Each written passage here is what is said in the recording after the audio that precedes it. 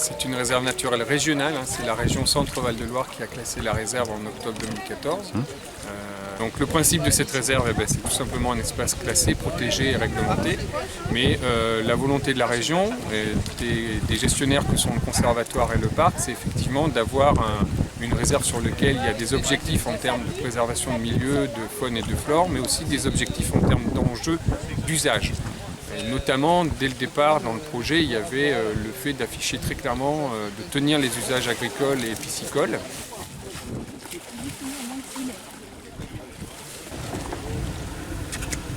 Le principe de la pêche, il est multiple. C'est-à-dire que d'abord, un étang, écologiquement, ne fonctionne que s'il perdure avec sa fonction d'étang. Donc un étang se doit d'être vidangé.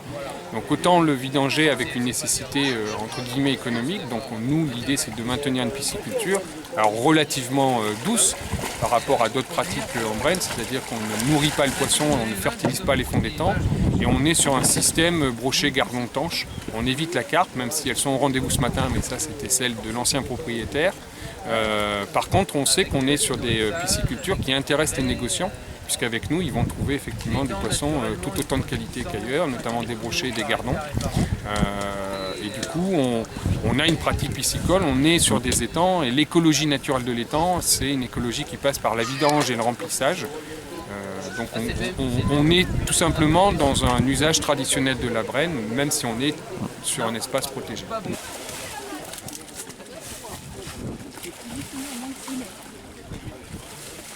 Alors c'est une pêche surprise puisqu'en fait on ne maîtrisait pas le stock. On avait nous empoisonné il y a 2 ans avec un petit stock de brochets reproducteurs et des gardons, mais on savait que l'ancien propriétaire avait laissé aussi un stock de poissons. Donc c'était évidemment, on ne savait pas ce qu'on allait vraiment trouver dans cet étang, c'est un peu une pêche test. On a plutôt un bon sentiment ce matin partagé puisqu'on a plus de 500 kg de brochets, on a pas mal de gardons et de belle qualité, donc je pense que le pisciculteur lui-même sera satisfait de sa matinée. Sur la pisciculture couturier, on est 3 à travailler à plein temps à l'année. Donc l'équipe est doublée l'hiver en période de pêche. Donc on est 7 négociants en Brenne, donc ça représente environ une vingtaine d'emplois à plein temps.